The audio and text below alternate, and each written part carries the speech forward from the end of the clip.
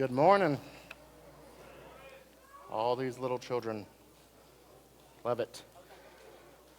Man, that worship's going to be hard to follow.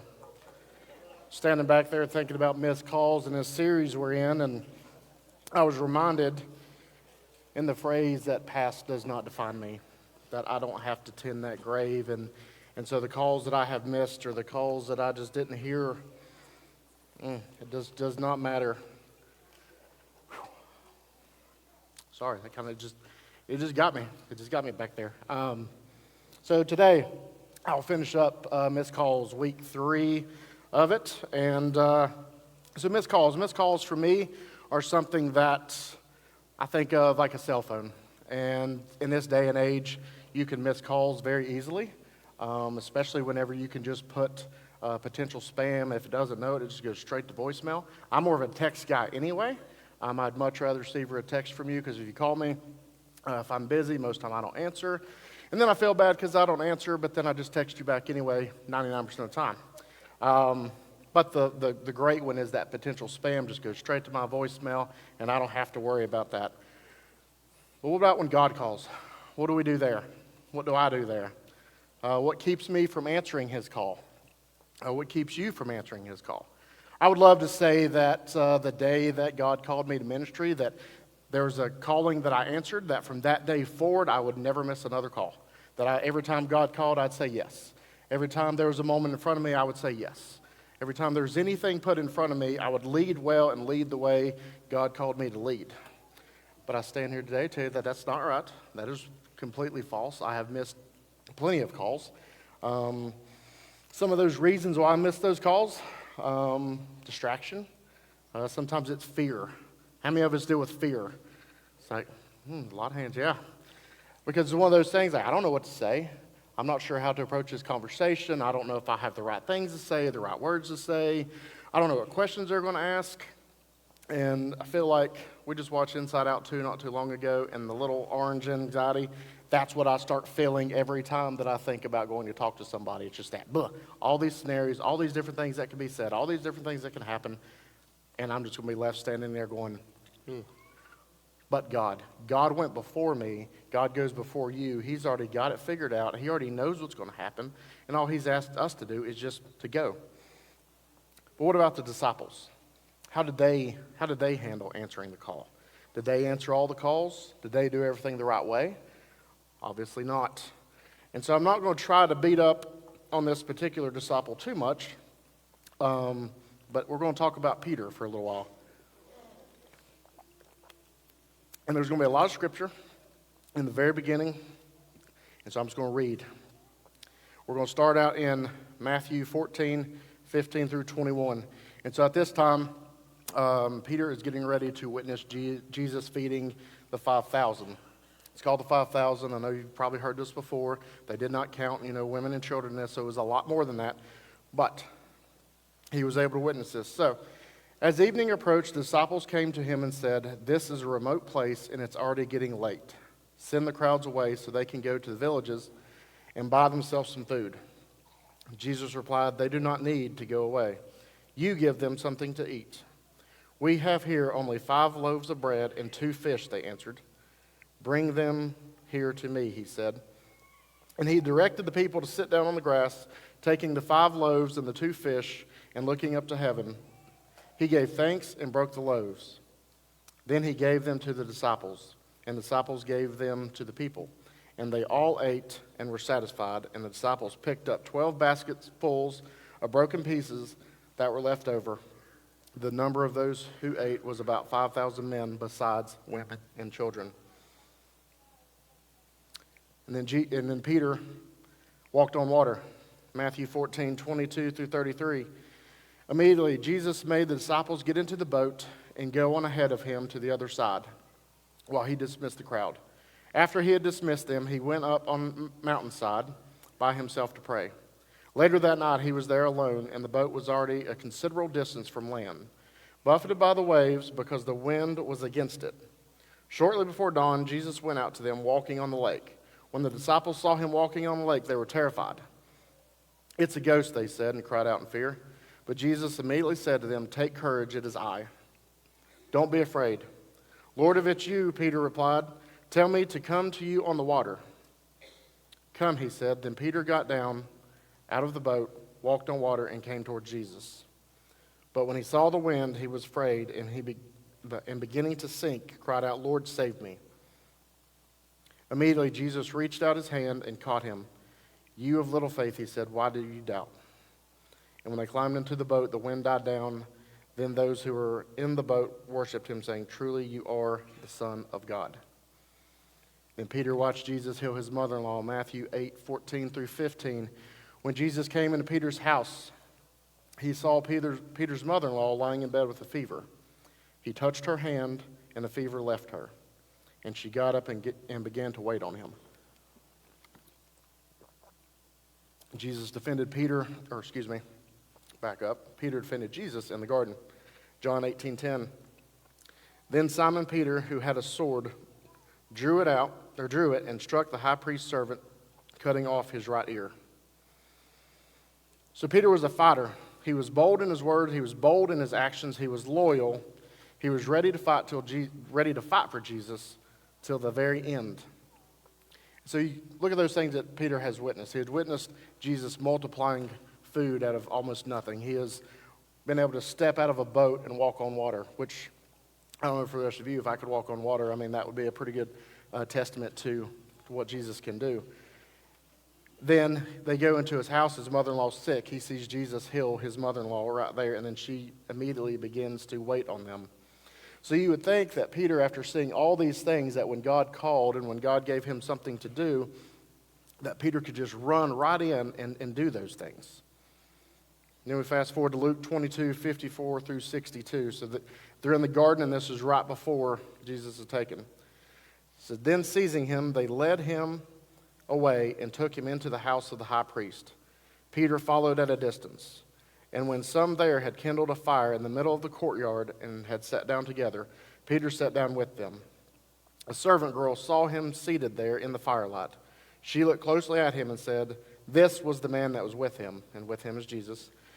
But he denied it. "Woman, I don't know him," he said. A little later, someone else saw him and said, "You are also one of them." "Man, I am not," Peter replied. About an hour later, another asserted, "Certainly this fellow was with him, for he is a Galilean." And Peter replied, "Man, I don't know what you're talking about." Just as he was speaking, the rooster crowed. The Lord turned and looked straight at Peter. Then Peter remembered the word the Lord had spoken to him. "Before the rooster crows day, you will disown me 3 times. And he went outside and wept bitterly. So when we look at those things that Peter had witnessed, we look at him in that moment, literally just probably hours before. Peter went and tried to chop a dude's ear off to defend Jesus. He had witnessed all these things. He had been a part of all this. And so then when it comes time for him to answer a call, what does Peter do? He denies 3 times. And so why? Why would Peter do that? Why would he miss that call? For myself, I found myself sometimes on fire for God. I feel like, I'm just in sync. Everything is working the way it should, and my prayer life is really good. I'm leading really well. Everything just starts following down this path of I feel like, okay, I'm answering those calls. I'm doing those things.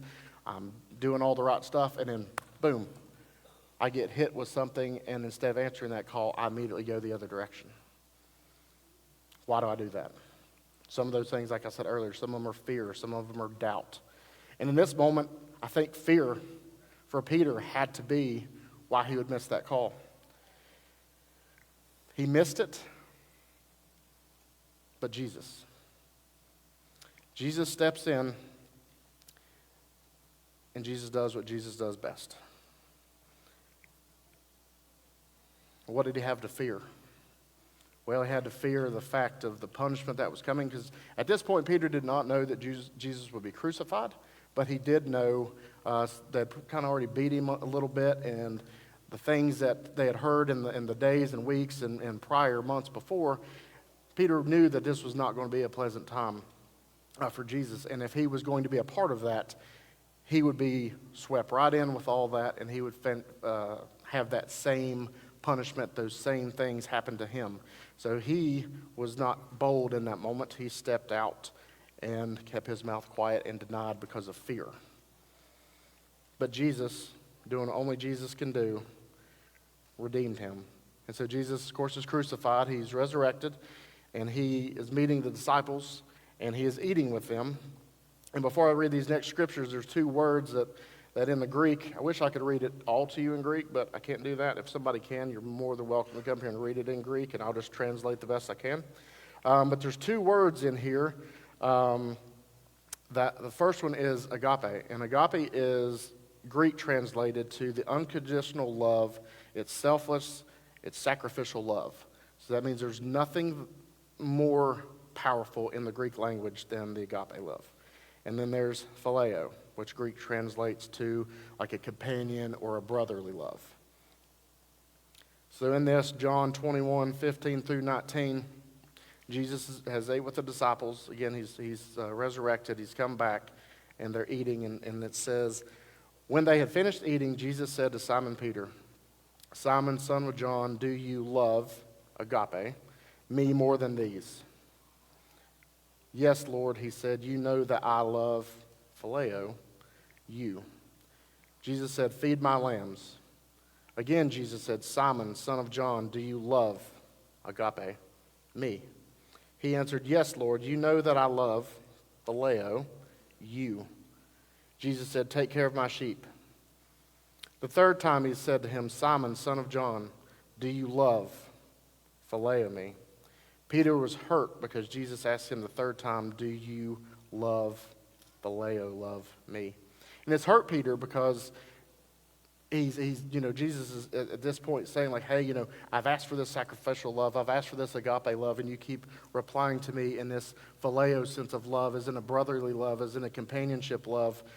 But you're kind of missing what I'm asking you here. I'm asking you for that unconditional, that sacrificial love. I'm asking you for that, but you keep answering me to this. And so Peter was hurt in that, and he replies, and he said, Lord, you know all things. You know that I agape you. Jesus said, feed my sheep. Very truly I tell you, when you were younger, you dressed yourself and went where you wanted. But when you are old, you will stretch out your hands, and someone else will dress you and lead you where you do not want to go.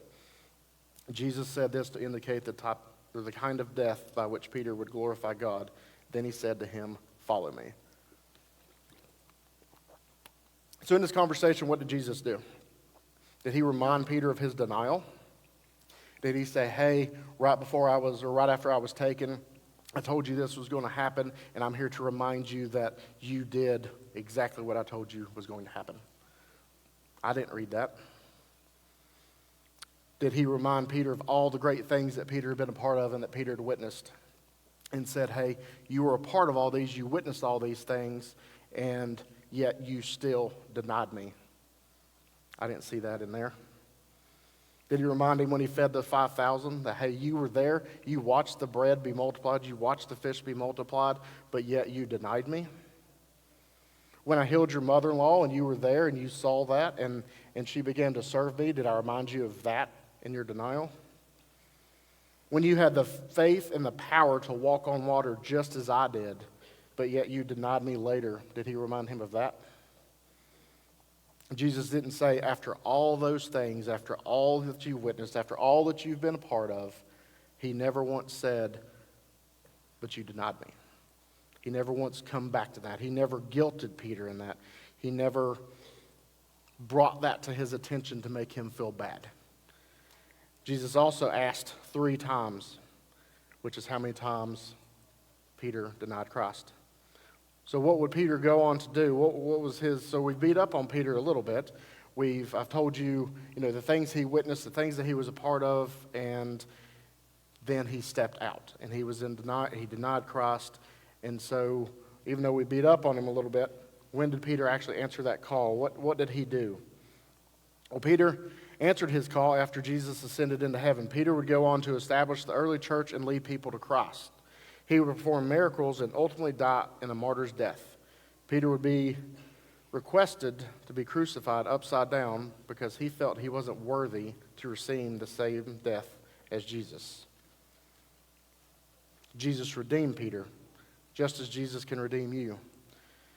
So if you felt that same shame, that same guilt, some of that same regret Some of those, hey, there was a call that Jesus asked me about and I didn't answer. And so then I rewind and go back to that. And then I think, ooh, I didn't answer that call. And so there's an X in my little box that I'm checking, that Heath is checking. I'm keeping score. Jesus doesn't have a scoreboard, but yet Heath has a scoreboard. When I think about some of the things that in my past that I did not answer a call, and it leads me to where I am today. Just as I said, I was back here in that tending a grave, and that my past does not define me. I missed a pretty big call about 6 years ago. I was in a parking lot.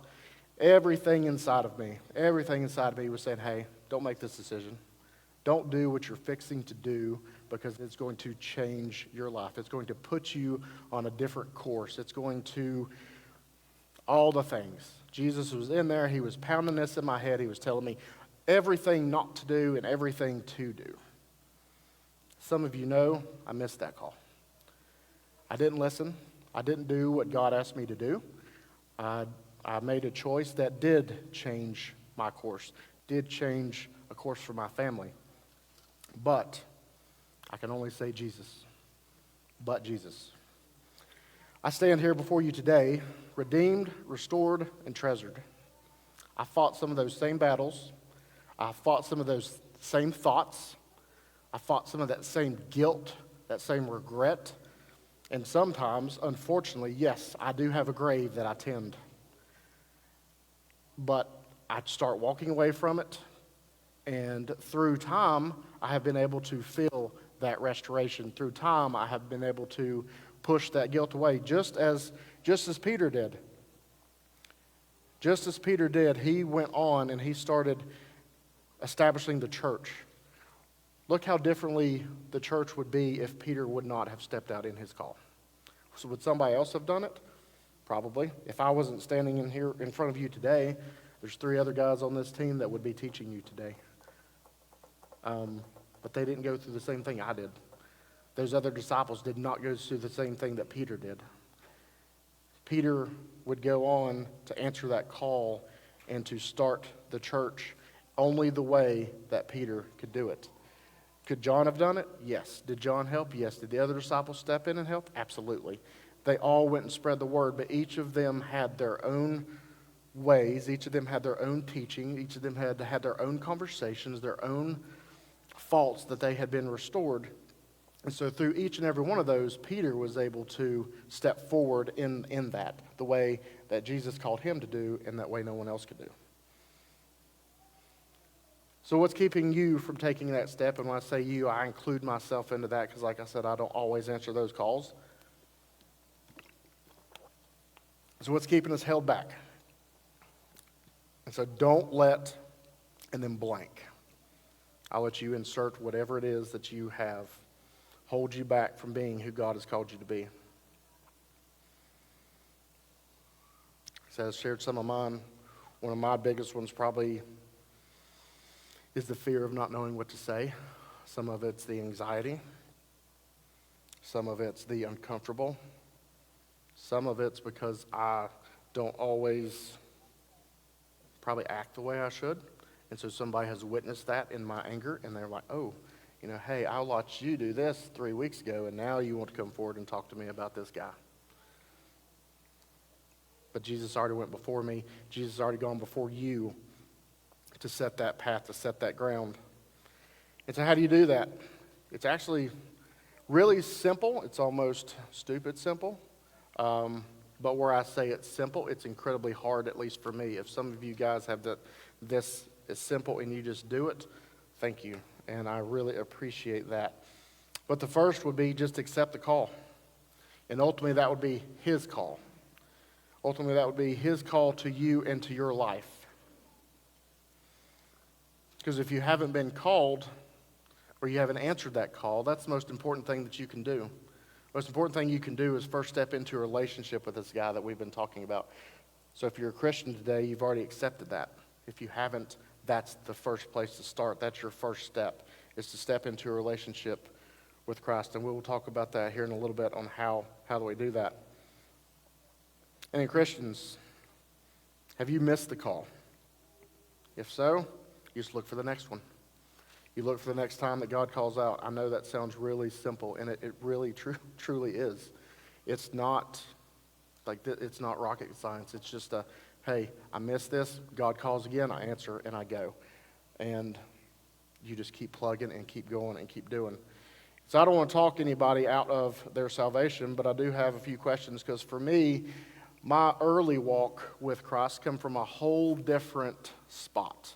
And so first I want to start off with, I'm not picking on Vacation Bible School by any means. It was just what I was brought up in my experience, and so don't hear me bad-mouthing that at all. But my experience with Vacation Bible School is I was sitting there as a little kid, crisscross applesauce, listening to this preacher. He was very loud, he was yelling, and he was very there was just a lot. But he also painted this picture. The picture that he painted was a picture of hell. And it was the fiery lakes, the eternal damnation, the Satan being all that he was, and just all this bad, and just boom, right there in front of me. Then the next picture he painted was this place of streets of gold, and there'd be angels, there'd be family members that had gone before me, and all these things. And he's like, and now here's your decision. Well, that was real easy. I mean, for me, it was, because if you paint a picture of what hell is versus what heaven is, I'm going to choose heaven. I mean, as a 9-year-old that's thinking about streets of gold, how cool would that be to ride my bike down streets of gold and see fountains of gold and see angels flying around and all the things? So for me, it was a pretty easy decision. What I didn't realize, though, is that I didn't accept Christ as a relationship and actually walk with him. I accepted Christ out of fear. I was fearful, which we should be fearful of hell, but that's what I chose. I chose Christ over fear, not out of a relationship. And so for me, that later in life, I started questioning. Well, why do I follow this guy? Why do I call myself a Christian? Why would I want to go to heaven, besides the fact of the streets of gold, and that's where some of my family were going to be at? Till he called. And then when he truly called, I was at a camp. It's called Camp Caswell. And I was there. I was 13 years old, and I had that draw. If you've ever been there, you know what that draw is. You know what's pulling you in. And I couldn't stay seated. I could not sit in my chair. Like, I had to go. I had to tell somebody, because I actually walked into a relationship with Christ. I didn't accept him out of a fear. I dove right in because he called me, and that was a relationship. And then I started to build and begin to put the pieces of the puzzle together on why I would follow this guy, on why I would accept that call. So I want you to do me a favor. Don't worry about the kids. They'll be fine. If they get up and run around and act crazy, it'll be great. I'll watch them while you have your eyes closed, and it'll be fun. I won't let anybody go out the door. It'll be great. So just do me a favor. Close your eyes. I want you to calm your mind.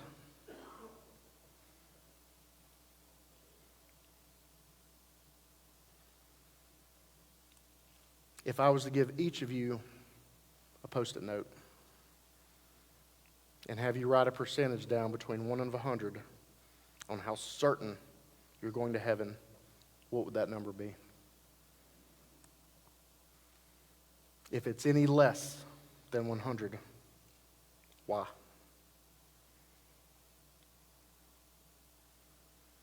That's something that you have to be and need to be 100% certain of. You can say, well, it's 99.99999. It's not good enough. What is that 0.00001 holding you back from? Why is the enemy gaining that small percent in your life? Maybe it's 75. What's holding you back on the 25? Maybe it's 0 because you don't have a relationship with Christ.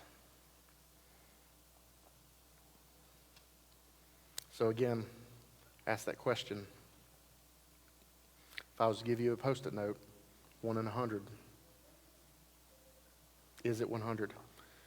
I'm going to ask you to be bold in this 100, if you can sit here today and say that you are 100% certain without a shadow of a doubt, there's nothing in your mind,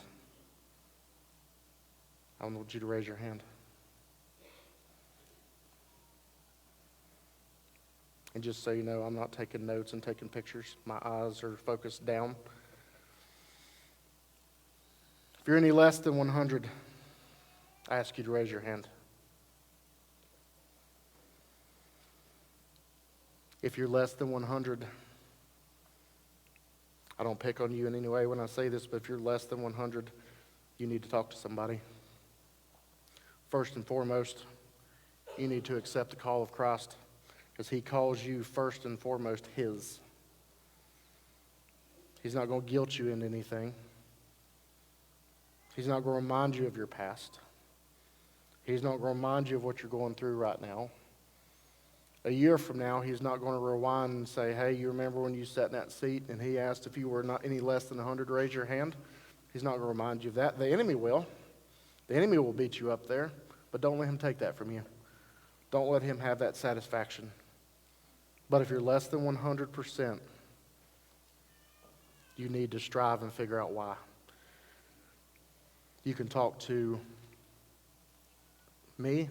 You can talk to our other pastors. You can talk to other Christians in your life, and you can start figuring out why you're not at 100%, why you can't answer that question. Is some of it out of doubt? Some of it out of just not knowing? We're here to help and to guide you that way. But the best call that you can answer, the best thing that you can ever do, is to accept him and have a relationship with him. Jesus, thank you. Thank you for the call. Thank you that you stepped out and, Lord, did what only you could do. You willingly sacrificed yourself for me and each and every one of us in this building, in this community, in this country, in this world. Jesus, I ask that you be with everyone that is listening, everyone that can see this, everyone that hears this, Lord, that they be 100% certain that there's not any doubt there, there's not anything holding them from that. And Lord, if they can't answer that, I ask that they would be bold, Lord, that you would give them the courage, that you would surround them with the people that can answer those questions, the people that are willing to walk through those things. Lord, because that's just, that 1% off is just too much. That gives the enemy way too much ground in my life and in others' lives. Jesus, thank you again. Thank you for the call. Thank you for everything that you do for us. It's your name that I pray. Amen. Thank you guys so much for being here today. We don't want to move past today without recognizing that it is Memorial Day weekend, and we are grateful for those who have served. And so, man, if you guys will, let's stand together, if you will, and just like to clap just in recognition of those who have served. Let's do that. Amen. We're glad you guys are here.